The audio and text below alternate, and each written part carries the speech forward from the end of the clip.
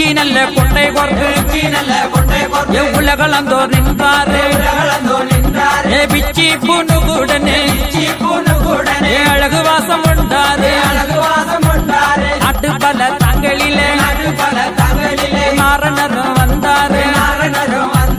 நல்லவரை தேர்ந்தெடுக்க